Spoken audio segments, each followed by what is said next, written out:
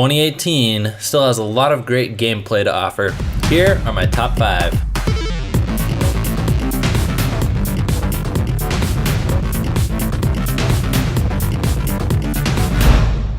Let's kick things off with Starlink Battle for Atlas by Ubisoft, or Ubisoft, depending on your pronunciation preferences. This game comes out October 16th, just about exactly a month away, and I'm very excited. I even found enjoyment in Star Fox Zero, which had some really wonky controls. Seems like Nintendo just hasn't known what to do with Star Fox for a while. And if Mario plus Rabbids Kingdom Battle is any indication of how well Ubisoft can handle an IP and put an interesting spin on it, then this game is going to be great. It is Toys to Life, but you can completely ignore that if you prefer. So you can purchase everything digitally, all the ship parts if you don't want them. There's a really cool bundle that's coming out for the Switch version only that includes a Star Fox figurine and an R-Wing. We haven't even gotten an R-Wing amiibo yet, even though that's something Nintendo wanted to do. And I think it's about time that a developer took Star Fox out of Nintendo's hands and said, here, we can do a lot better with this franchise than you're doing. So this game looks great. There's seamless takeoffs from planet surface to outer space and open world exploration with all the planets around. So I'm really looking forward to this. Don't have to wait that much longer to play it. That's my 5th most anticipated game for 2018. Number 4, Dark Souls Remastered. I can't barely go a day in the gaming industry without hearing the game Dark Souls 2 or 3, or the original one here, or even just saying that a game is Souls-like. So it's high time that I found out the origins of this genre, and a lot of care is being put into this Switch remaster. It's not something that they hurried up and put on store shelves. In fact, it seems like it's gotten delayed at least once or twice. So I'm excited for all the polish they're putting into this. Yes, it's a mature rated game. It's not something that you would immediately associate with Nintendo. But from what I can see on ESRB, it seems like it's received that rating for, violence reasons and stuff. It's not going to have gratuitous scenes or language like you'll find in a lot of M games. So I'm excited for something that's kind of Lord of the Rings like, but playable. At least that's the impression I get, or the type of aesthetic that they're going for. But I'm really excited to play this. I hear that's hard. I do pretty well at hard games, especially when I'm not playing them online in front of friends or streaming them. When I can focus, I can do pretty well. So I think that this game is going to be great. It's awesome to see very good support from third parties and a big name like this coming to Nintendo Switch.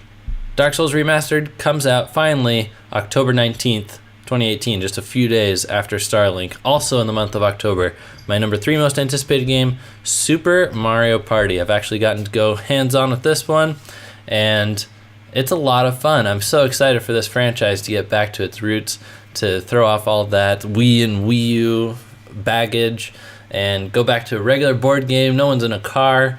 There's also other fun modes. There's a co-op mode for the first time, river, raft, survival, something like that. And the mini games are great, and I think that instead of just trying to make an 11th Mario game, they slowed down. They thought about what kind of gameplay experiences would be most fun on Nintendo Switch. Feels really at home for the Joy-Con controller.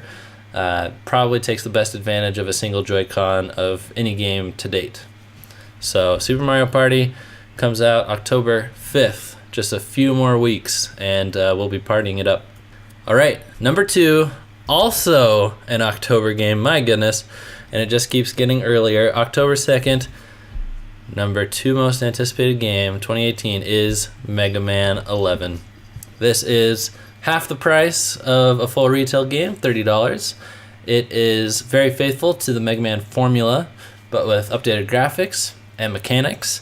And I really like the double gear system, although I'm still getting used to which triggers those are on.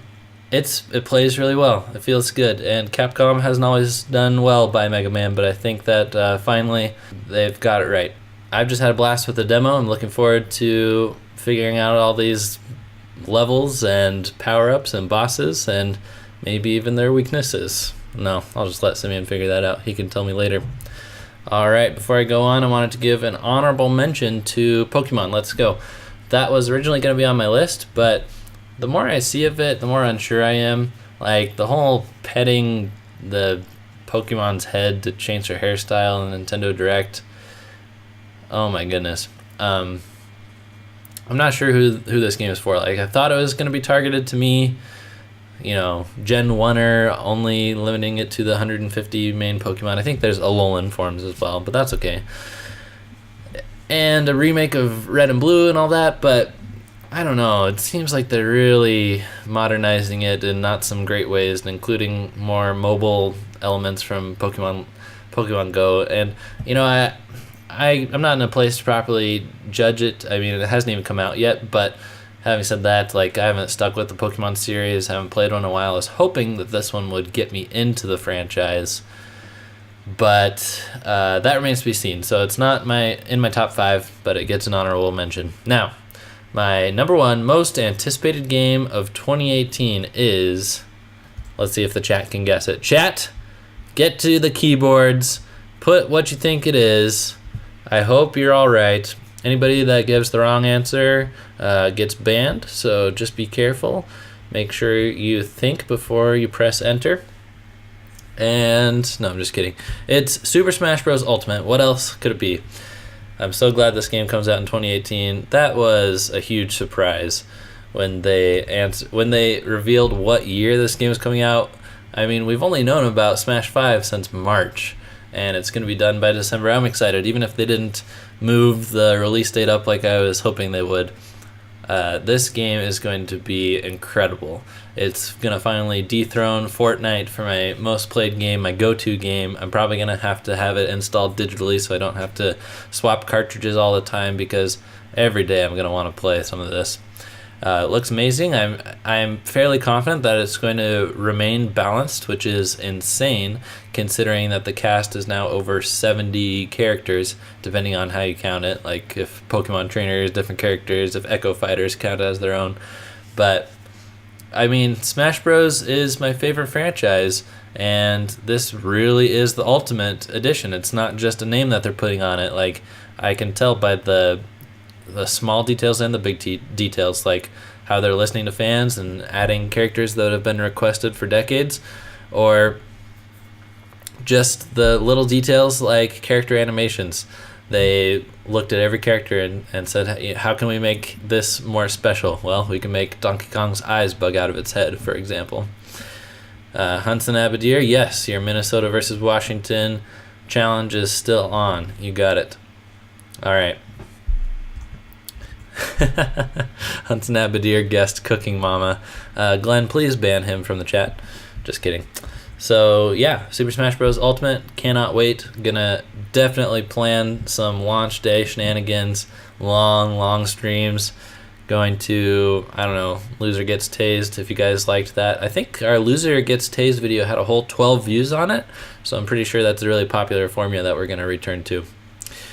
All right, hope you enjoy my dry sense of humor. Thanks for watching. Thanks for being a part of the crew. And today, I'd like to encourage you to sign up on Patreon. I honestly don't know of another Patreon page that puts as much effort and content into it. Like, I do not paid posts, because you only pay once a month, but patron exclusive posts multiple times a week. So get your exclusive videos, get your Patreon show. The backlog just keeps on growing and growing of those. We just unearthed a bunch of mine and Simeon's childhood videos. They're embarrassing.